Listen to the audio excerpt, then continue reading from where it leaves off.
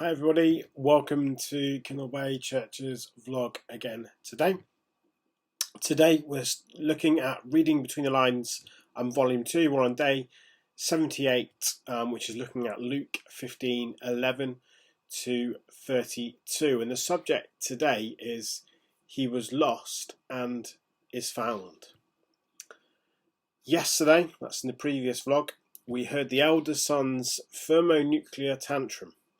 How will the father respond? A slap? Frog march him into the party? That's not his style. Instead, he boils down the whole issue to a single word: son. You could translate it child. If the older brother could grasp this little word, it would change everything. Dear boy, stop slaving. You are my son. Sons don't slave, and slaves aren't sons. Dear child, don't tell me you're slaving. You are my son. Luke 15:31 to 32 says, My son, the father said, you are always with me, and everything I have is yours. But we had to celebrate and be glad, because this brother of yours was dead and is alive again. He was lost and is found. Notice the father's heart. He has to celebrate. The sinner comes home and he can't help celebrating.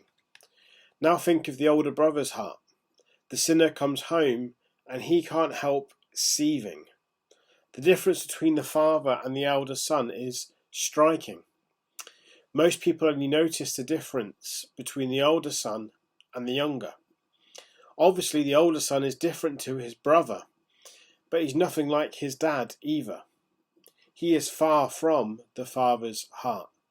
He is lost, and it's his righteousness that keeps him out. He insists on being too good for this feast, yet in doing so, he proclaims himself too good for his father. He will not draw up a chair alongside sinners, therefore he despises the one who welcomes sinners. And so the father makes his final plea, and before we hear the response, Jesus ends the story. Cliffhanger. What happens next? Does the elder son come in? Well, the parable ends here, but the story in Luke continues. Remember what the parable is portraying. The younger son represents the sinners and tax collectors. The older son represents the Pharisees and teachers of the law. And the father represents Jesus, who welcomes sinners and eats with them. So in a sense, we know exactly what the older brother does in the end. Allow me to write the parable's ending according to how events unfold in Luke. The father entreats his older son with open arms. The older son, in blind fury, picks up his shovel and bashes his old man to death. That's what happens in the gospel. Pharisees and teachers of the law hated the grace of Jesus so much they conspired to kill him. That is where older brother living takes you. It forces you to hate gracious Jesus. And yet it's the death of Jesus that would welcome home older brothers. Think of the cross. There, the one who welcomes sinners opened his arms. He didn't just give his best robe. He was stripped naked. He didn't just associate with sinners, he became sin for us. He didn't just sacrifice the fatted calf, he sacrificed himself.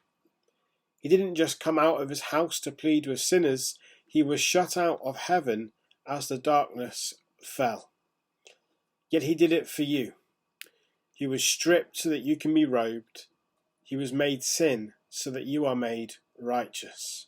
He was torn apart like bread, so that you can feast. What's our response? Are we sinners lost in the far country going for freedom? Are we slaves lost in the field going for respect? Or are we reconciled children who were lost but now are found? And the chapter just ends with this poem. Sinners run hard from a heavenly slave driver. Slaves run hard for a heavenly slave driver. Sons run happily towards a heavenly Father. Sinners are strangers to God in far country. Slaves are strangers to God in the field. Sons are sinners in the Father's arms. Sinners seek freedom yet find deeper slavery. Slaves seek righteousness yet find deeper sin. Sons seek Christ and find both freedom and righteousness. Sinners are wretched in their rebellion. Slaves are wretched in their righteousness. Sons are wretches wrapped in his robes. Sinners are the lost trying to find escape. Slaves are the lost trying to find esteem. Sons are the lost found by Jesus. I love the line that we read in that chapter that just says, think of the cross. There the one who welcomes sinners opened his arms. The lost son thought he could have a better life, so turned his back on his father, left his home in the search for something better. Maybe you once knew God, and you've turned your back on him, believing that you can have a better life without him. The lost son soon realised that life without his father wasn't worth living and returned back to his father, who welcomed him with open arms. What the world offers us can seem tempting, but ultimately the satisfaction comes from the things in the world that the world has to offer are temporary and will ultimately cause us harm. And that's what the lost son discovered.